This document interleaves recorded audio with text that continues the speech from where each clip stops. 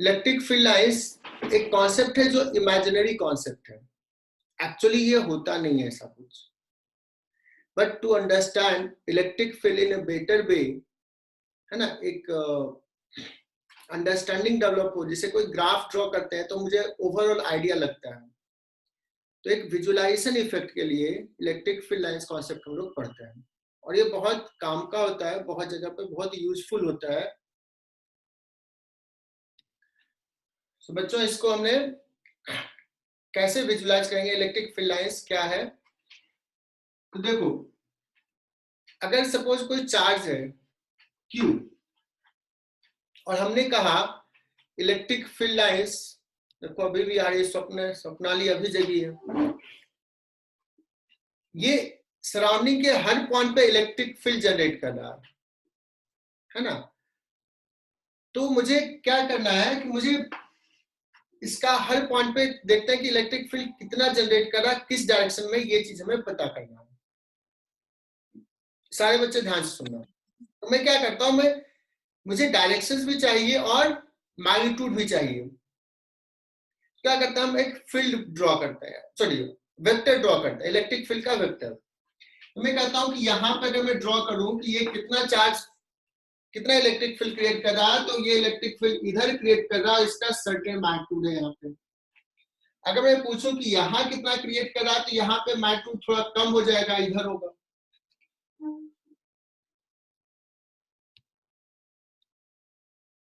Actually हमारा दिमाग इधर लगा रहता था। कितने बच्चे ज्वाइन कर रहे हैं, मतलब कहीं वेट नहीं कर रहा हूं।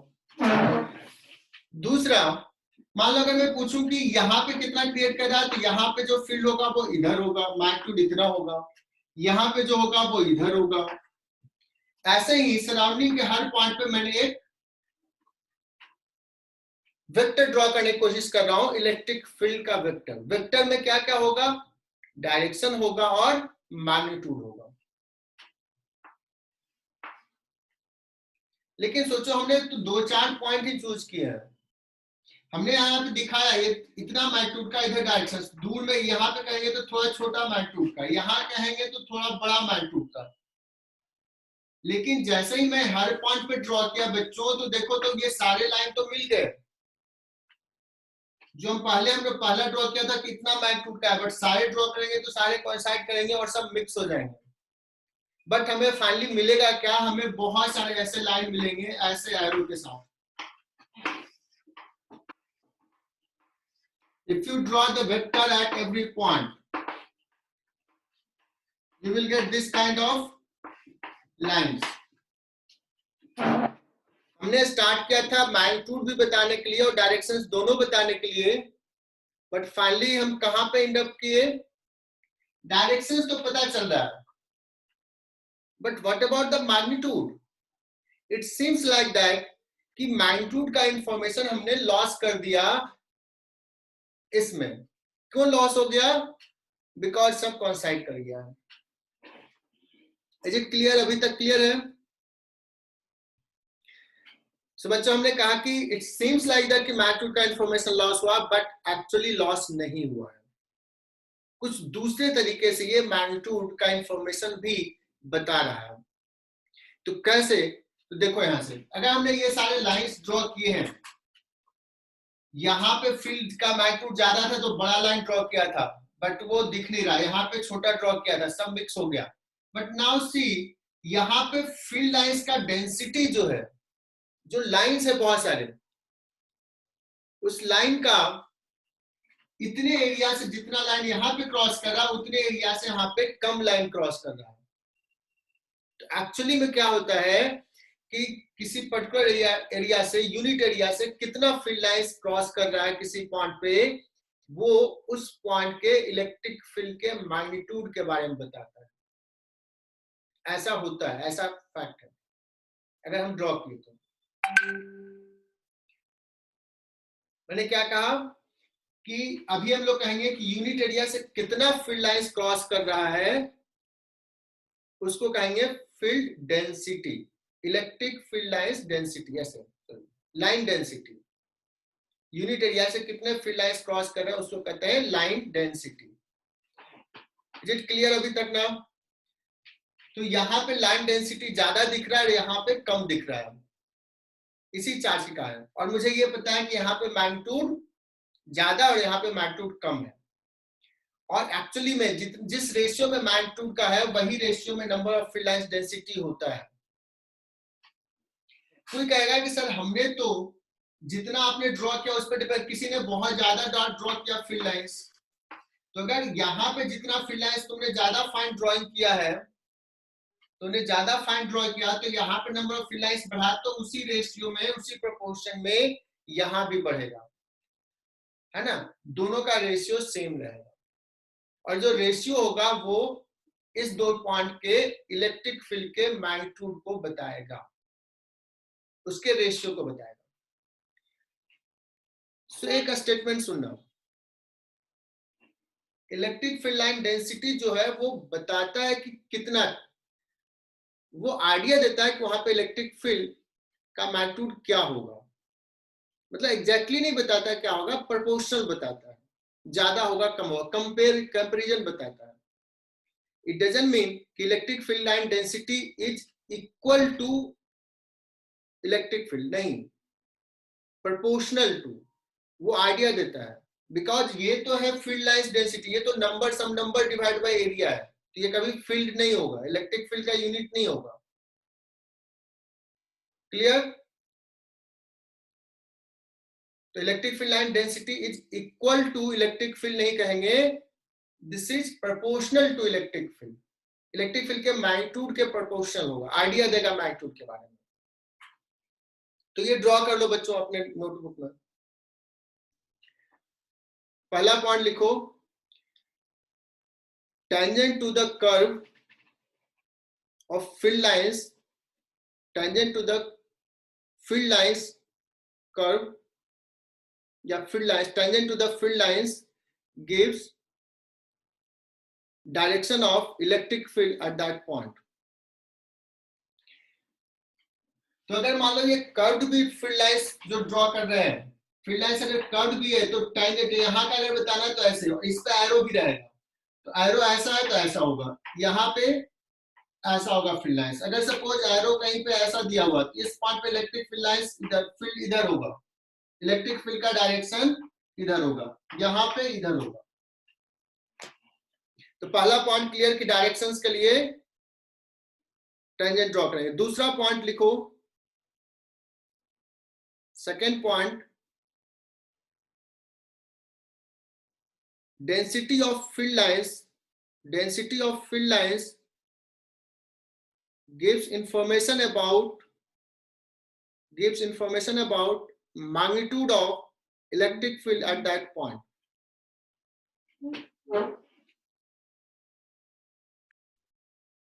फील्ड लाइंस की कुछ प्रॉपर्टीज हम लोग देखेंगे। अभी हमने जो ड्रॉ किया था वो सिर्फ एक चार्ज के कारण ड्रॉ किया था, हम दो चार्ज के कारण, तीन चार्ज के कारण, सिस्टम ऑफ चार्जेस के कारण, है ना, सबके कारण हम ड्रॉ कर सकते हैं। तो अगर किसी रीजन में इलेक्ट्रिक फील्ड लाइंस ड्रॉ किया हुआ है, जब हम ड्रॉ करते हैं बच्चों तो वो नेट इलेक्ट्रिक फील्ड के कॉरेस्पॉन्डिंग फील्ड लाइंस ड्रॉ करते हैं, एक एक का फील्ड लाइंस नहीं ड्रॉ करेंगे, एक एक का फील्ड लाइंस नहीं, जो फाइनल रिजल्ट है अभी कैसा होगा वो फील्ड लाइंस हम ड्रॉ करेंगे। तो उसके लिए हम कुछ इंपॉर्टेंट पॉइंट डिस्कस कर लेते हैं कि क्या क्या हम चीजें देखेंगे, क्या कॉन्सेप्ट होगा इलेक्ट्रिक फील्ड लाइंस का। ठीक है, तो पहला लिखो, एक चीज देखना, ये अभी हमने पॉजिटिव चार्ज लिया तो जो अभी फील्ड लाइंस ड्रॉ किया वो देखो कैसा हो रहा है, ऐसा फील्ड लाइंस, फील्ड लाइंस लग रहा है कि पॉजिटिव चार्ज से बाहर निकल रहा है, field lines are emanating from positive charge. अगर हम निगेटिव चार्ज होता बच्चों, अगर निगेटिव चार्ज होता तो यहाँ पे फील्ड में बोलता किधर होगा, इधर, तो ऐसे अगर ड्रॉ करते तो फील्ड लाइंस ऐसा हो जाता,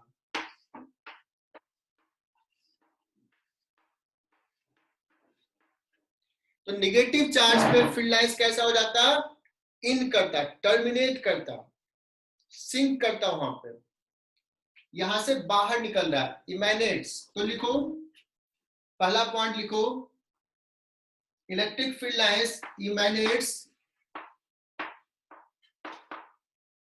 इमेनेट्स मीन्स बाहर निकलना, emanates from positive charge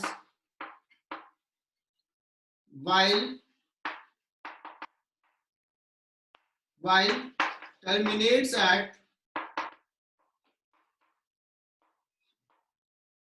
negative charge.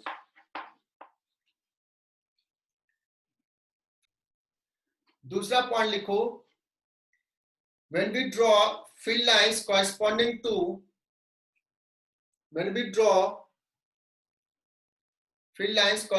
to a system of charge, we draw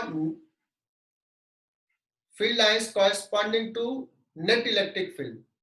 We draw field lines corresponding to electric field.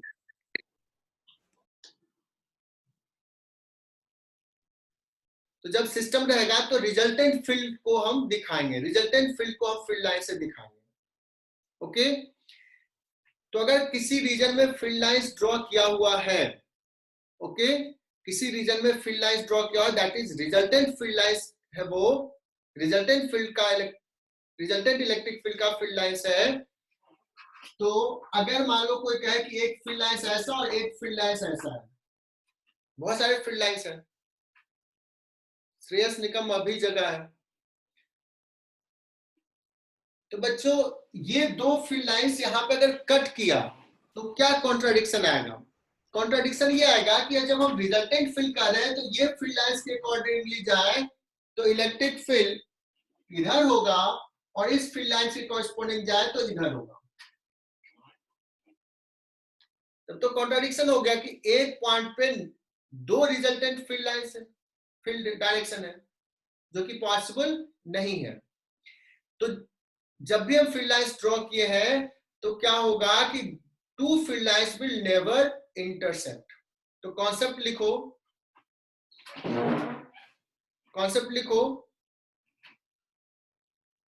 To electric field lines will never intersect. अगर intersect किया तो क्या contradiction होगा कि एक point पे resultant field का दो डायरेक्शन हो जाएगा, जो कि पॉसिबल नहीं है. मैं फिर से बोल रहा हूं, जब हम फील्ड लाइंस ड्रॉ करते हैं तो रिजल्टेंट इलेक्ट्रिक फील्ड का फील्ड लाइंस ड्रॉ करते हैं. ये स्टेटमेंट हर जगह तुम्हें लिखा नहीं मिलेगा. बच्चे समझते रहते हैं सर एक एक चार्ज का क्यों नहीं कट कर सकता है. चलो, तो ये हमने ड्रॉ लिख लिया. नेक्स्ट पॉइंट, अगर कोई फील्ड लाइंस एक पॉजिटिव चार्ज से निकला है तो वो ऐसा नहीं कि बीच में ही हम गायब कर दिया. हमने ड्रॉ किया तो दिखाया ऐसे फील्ड लाइंस है, तो ऐसा नहीं कि मैंने यहां गायब कर दिया. This will extend up to infinity. हमने, चूंकि हमारे पास जगह नहीं है तो कितना ड्रॉ करेंगे, बट इमेजिन करो कि ये यहीं पे खत्म नहीं हुआ. This will extend up to infinity. या अगर कोई नेगेटिव चार्ज बीच में मिल गया तो उस पर टर्मिनेट हो जाएगा. तो लिखो, if a field lines emerging from positive charge, it will either extend up to infinity or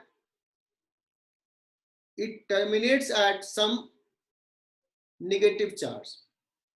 The field lines will not vanish in mid-air. अगर एक फील्ड लाइंस पॉजिटिव चार्ज से निकला है तो वो इंफिनिटी तक जाएगा या किसी नेगेटिव चार्ज पे टर्मिनेट होगा. बीच में हम ऐसे उसको गायब नहीं करेंगे. ठीक है,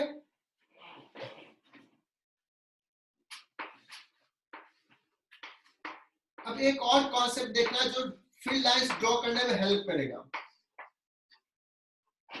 देखना, यहां से तो बहुत सारे फील्ड लाइंस निकला है. जस्ट ए मिनट सर, इस कॉन्सेप्ट को देखो कि जो फील्ड लाइंस निकला है, वो जो फील्ड लाइंस निकला है, ये देखो कि ये जो बाहर जाना चाह रहा है, एक फील्ड लाइन दूसरे फील्ड लाइन से दूर होना चाह रहा है। इसका टेंडेंसी देखो, ये फील्ड लाइंस और ये फील्ड लाइंस दोनों तो अभी साथ साथ था, गैप इतना था, लेकिन जैसे ही दूर गया गैप बढ़ गया। क्यों? क्योंकि इसको स्पेस मिला। यहाँ पे गैप क्यों है, गैप कम क्यों है? बिकॉज यहाँ पे जगह नहीं है। तो जस्ट एक विजुअलाइजेशन इफेक्ट रखो कि फील्ड लाइंस चाहता है एक दूसरे से दूर जाना, उसमें एक रिपल्सन काइंड ऑफ फोर्स है ना। अगर अगर स्पेस मिलेगा तो वो एक दूसरे से दूर होना चाहेगा। पॉजिटिव चार्ज के लिए जो ड्रॉ किया बच्चों, इसमें थोड़ा देखो कि कितने सारे इंफॉर्मेशन ये बता रहा है। ये बता रहा है कि यहाँ पे फील्ड लाइंस का डेंसिटी 0 है। जैसे जैसे आगे जा रहा है फील्ड लाइंस का डेंसिटी कम हो रहा है, इलेक्ट्रिक फील्ड कम हो रहा है, फिर 0 होगा, फिर बढ़ना शुरू हो जाएगा फील्ड लाइंस का डेंसिटी। और क्या बता रहा है, अगर हम इस डायरेक्शन की बात करें, यहाँ पे फील्ड लाइंस तो 0 ऊपर होगा, कुछ होगा, बहुत कम होगा, धीरे धीरे बढ़ रहा है। देखो यहाँ पे फील्ड लाइंस कन्वर्ज कर रहा है, यहाँ पे बढ़ रहा, एक पॉइंट पे डेंसिटी मैक्सिमम होगा। फिर उसके बाद देखो विजुअलाइज करो, फिर आगे फील्ड लाइंस के लिए ज्यादा स्पेस मिल जाएगा, दे विल स्प्रेड। यहां से कन्वर्ज किया और फिर आगे मिल जाएगा तो स्प्रेड करेगा। सिमिलरली यहाँ देखो, सो ये फील्ड लाइंस हम ड्रॉ करके ये बता रहे हैं कि इलेक्ट्रिक फील्ड लाइंस का मैग्नीट्यूड बढ़ेगा, एक पॉइंट पे मैक्सिमम होगा और फिर घटना शुरू हो जाएगा। और मैथमेटिक्स में ऑलरेडी हमने देखा था, अगर ये डिस्टेंस 2a था तो मैक्सिमम जो था a/√2 पे था,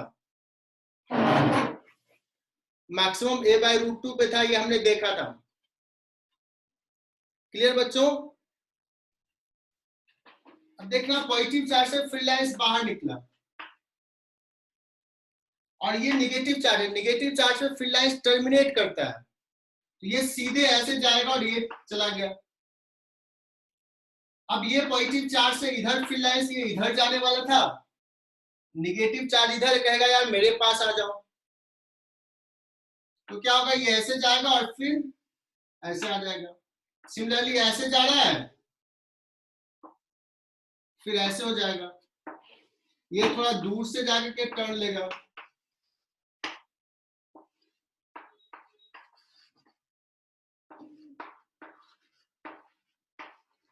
This will be the field lines.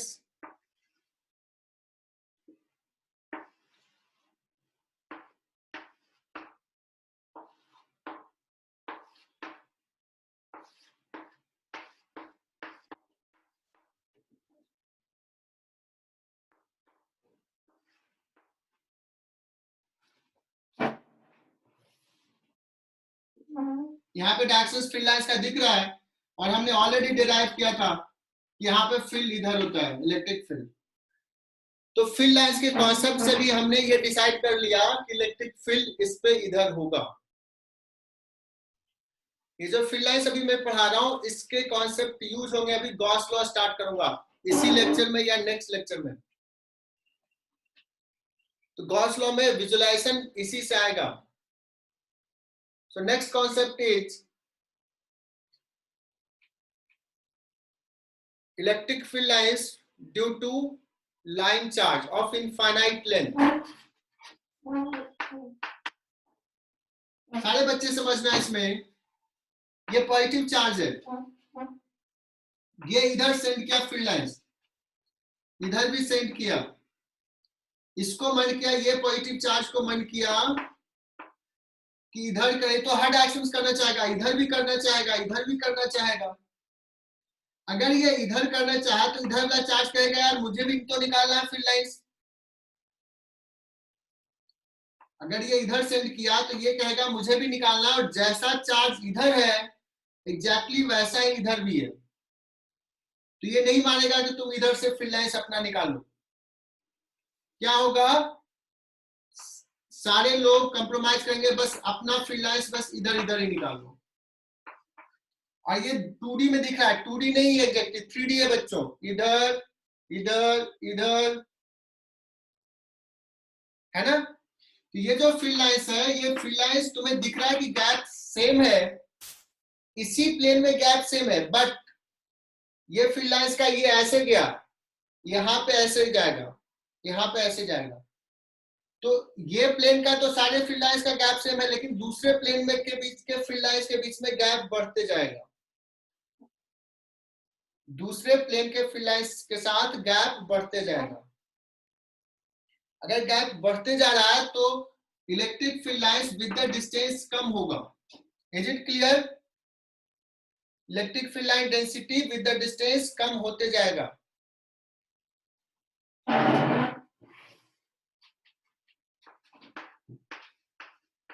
क्या मनस्वी क्लियर हुआ या फील्ड लाइंस? हाँ सर। सिर्फ ऐसे ऐसे होगा, इसमें डिस्टेंस नहीं बढ़ेगा, ये एंगल पे नहीं निकलेगा। ये ड्रॉ कर लो।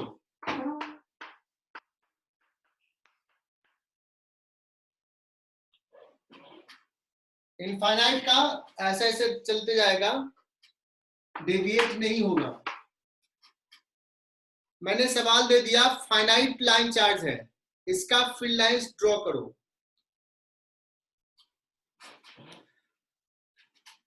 ठीक है, अब हम लोग क्या करते हैं, नेक्स्ट ड्रॉ करते हैं field lines due to the charge distributed on surface of a sheet, है ना, प्लेन सरफेस पे डिस्ट्रीब्यूटेड है, उसके लिए सो बच्चों चार्ज सरफेस पे डिस्ट्रीब्यूटेड है तो कैसा फील्ड लाइंस होगा, तो इसमें समझना, मैं सरफेस पे ऐसे दिखा सकता हूं, लेकिन फील्ड लाइंस कैसे ड्रॉ करूं तो पहले समझाता हूं।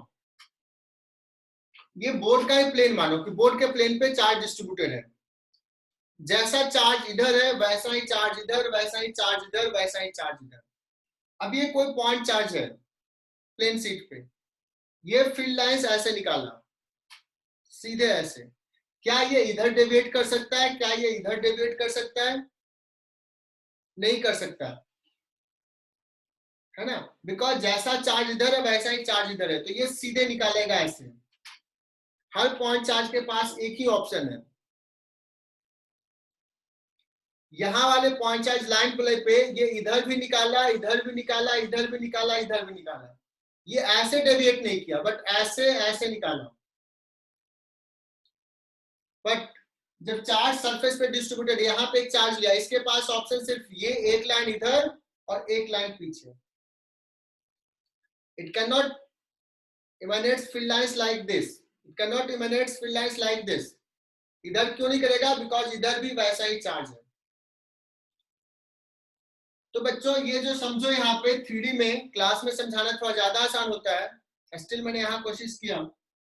ये फील्ड लाइंस, ये फील्ड लाइंस, ये फील्ड लाइंस, ये सारे फील्ड लाइंस पैरेलल है, क्या इनके बीच का डिस्टेंस चेंज हो रहा है?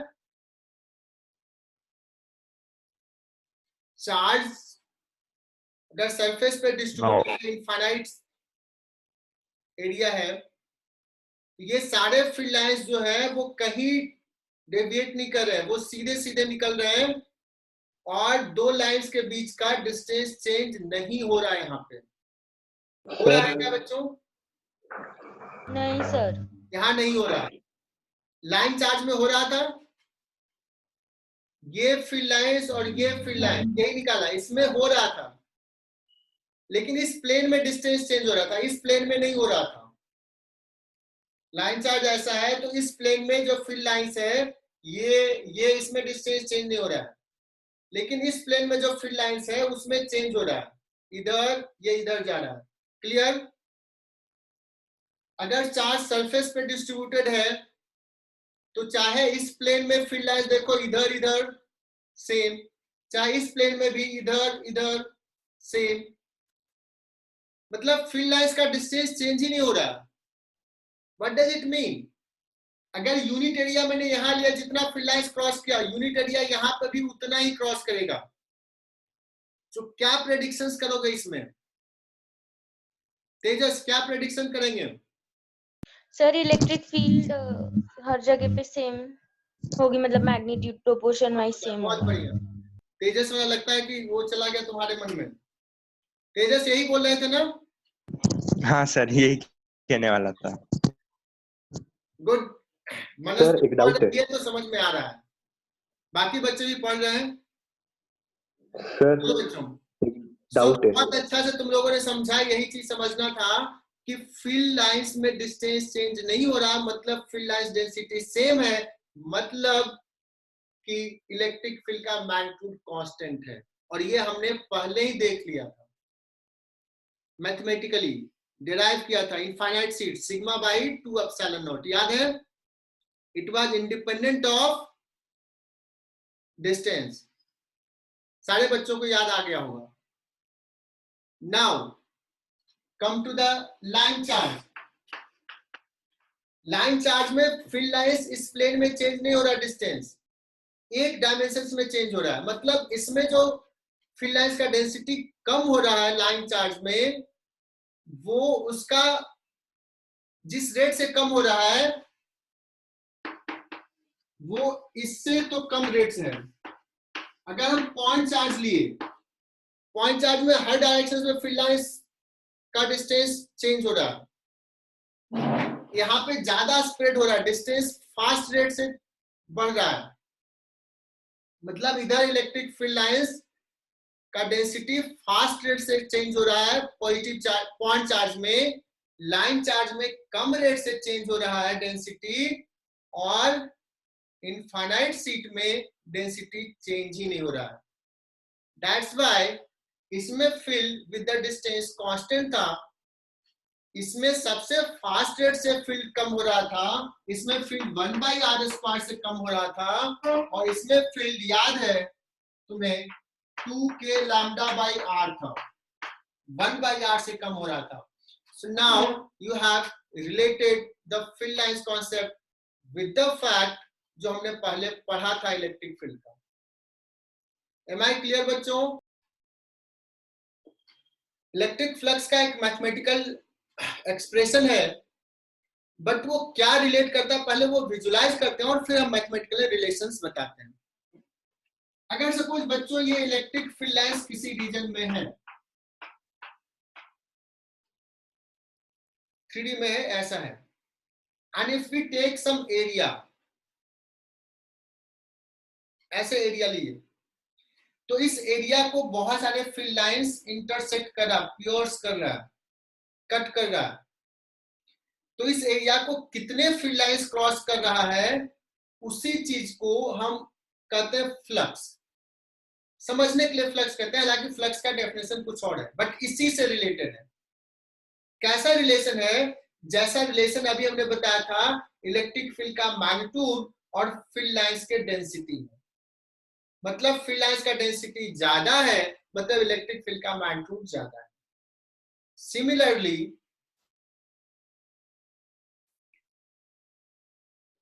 सिमिलरली अगर मैंने ये लिखा, ये एरिया लिया और फील्ड लाइंस इसको कट कर रहा है, जितने फील्ड लाइंस इसको क्रॉस कर रहा है उसी को हम कहेंगे कि वो रिलेट कर रहा है फ्लक्स से। अगर ज्यादा फील्ड लाइंस क्रॉस कर रहा है तो कहेंगे इलेक्ट्रिक फ्लक्स ज्यादा है। अगर मैंने इस एरिया को थोड़ा सा इधर कर दिया, टिल्ट कर दिया,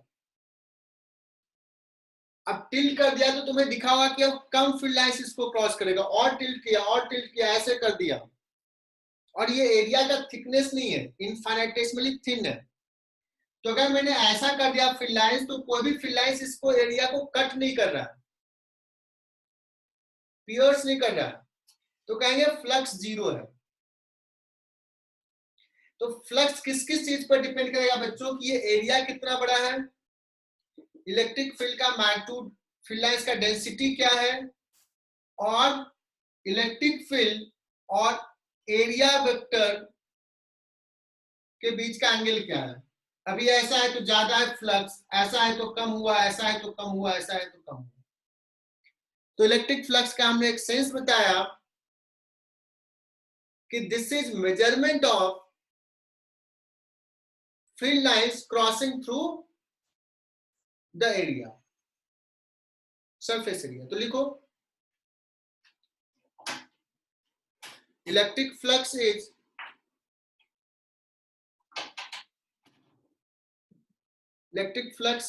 measurement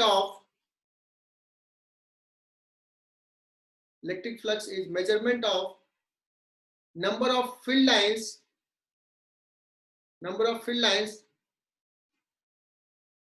crossing through a surface area. Crossing through a surface area. So बच्चों बताना कि ये फील्ड लाइंस का कॉन्सेप्ट है, सॉरी फ्लक्स का कॉन्सेप्ट जो पढ़ रहे हैं, ये क्या क्वांटिटी होने वाली है, वेक्टर या स्केलर? तुम लोग कहोगे सर ये स्केलर होगा, है ना। और थोड़ा सा हमने जो विजुलाइजेशन अभी दिखाया कि ऐसे ऐसे एरिया चेंज करो तो फ्लक्स चेंज होगा, तो flux will depend upon the electric field, flux will depend upon the area, flux will depend upon the angle between the two. So ये सारे काउंट करते हुए electric flux is defined as D phi से denote करते हैं, छोटा सा flux लिख रहा हूं, electric field dot ds vector, जहां पे इलेक्ट्रिक फील्ड ये है और ds सपोज ऐसा है।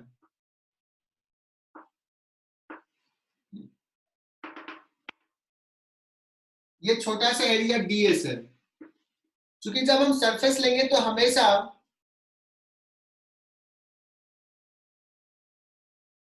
पूरा सरफेस का एक ही एरिया वेक्टर भी बताता हूं मैं, है ना, एरिया वेक्टर जस्ट मेंशन करता हूं। बच्चों सबसे पहले तो ये कहूंगा सर आपने ऐसे क्यों लिखा ई डॉट ds? जैसे हम लोग वर्क डन डिफाइन करते हैं तो 12th में कैसे वर्क डन 11th में पढ़े थे, W equal to F dot ds, वहां पे ds डिस्प्लेसमेंट था, मैंने सरफेस एरिया लिया, ये छोटा सा वर्क डन था। जब बड़ा वर्क डन होता था तो निकाल मतलब किसी सर्टेन डिस्प्लेसमेंट के लिए तो इंटीग्रेट करते थे।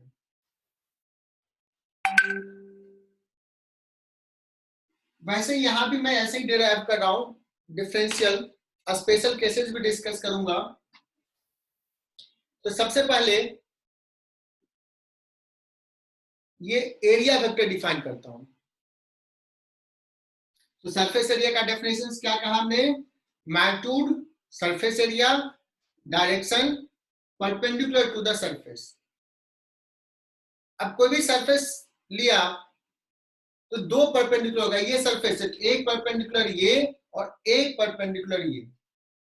सो you are free to choose any one direction, but mention कर दो कि मैं ये डायरेक्शन ले रहा हूं, कन्वेंशन है, तुम कोई भी डायरेक्शन ले सकते हो। अगर मैंने छोटा सा एरिया लिया तो कहोगे सर आपने ये ds क्यों लिया, कोई बड़ा सा s ले लेते, a ले लेते। मैंने ds इसलिए लिया कि सरफेस, तुम कहोगे सर ऐसा कर्व सरफेस लेना है। अब जब कर्व सरफेस लिया तो अलग पॉइंट पे नॉर्मल का डायरेक्शन सरफेस का अलग होगा, तो कौन सा डायरेक्शन ले पूरे सरफेस को, इसलिए हमने एक छोटा सा सरफेस एरिया डिफाइन किया। Is it clear?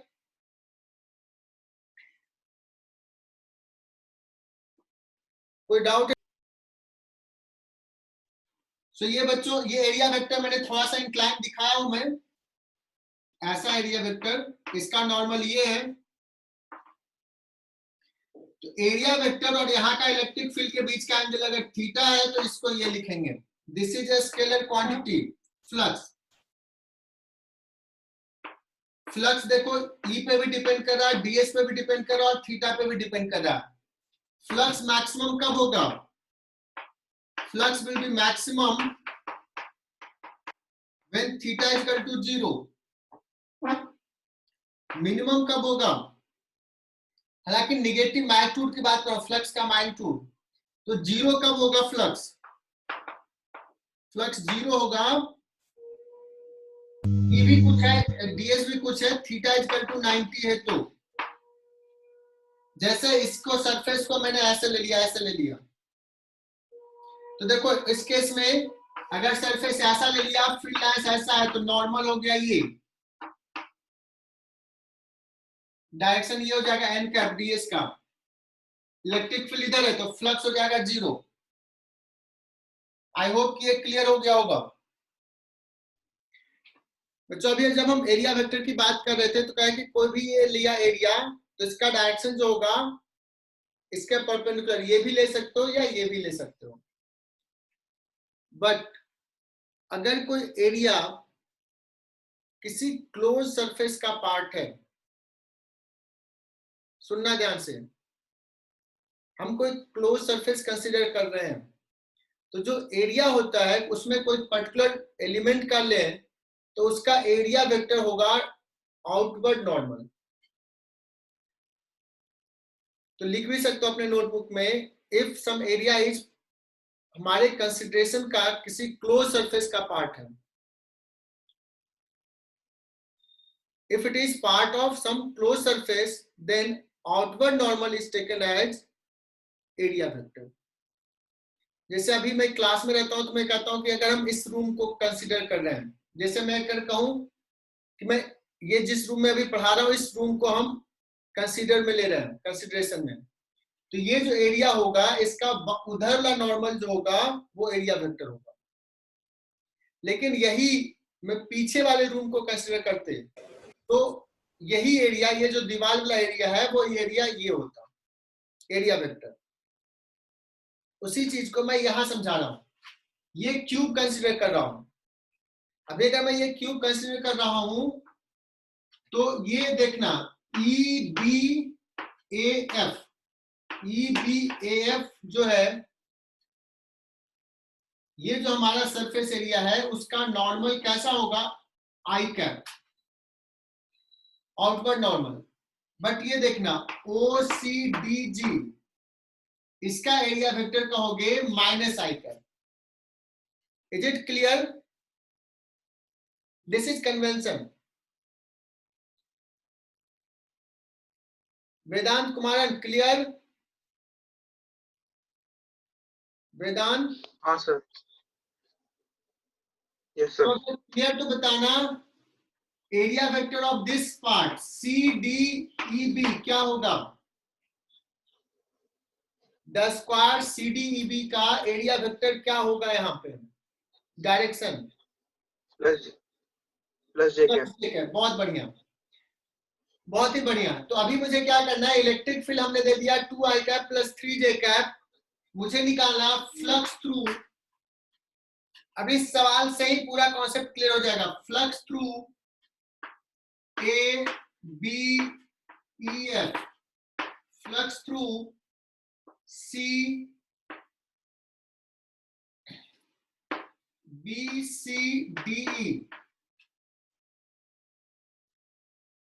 है ना।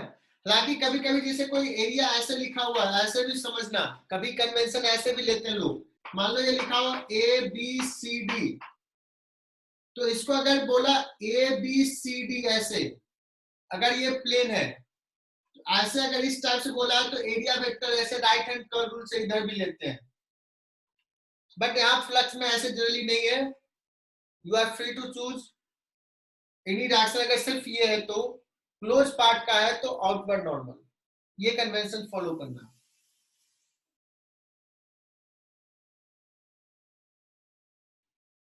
इसके थ्रू फ्लक्स क्या होगा, फिर फ्लक्स थ्रू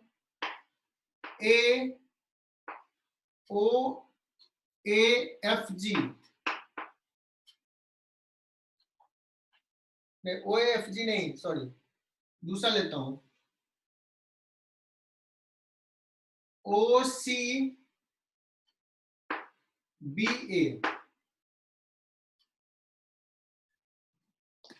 ये तीनों के थ्रू फ्लक्स मुझे बताना है, if this is the electric field.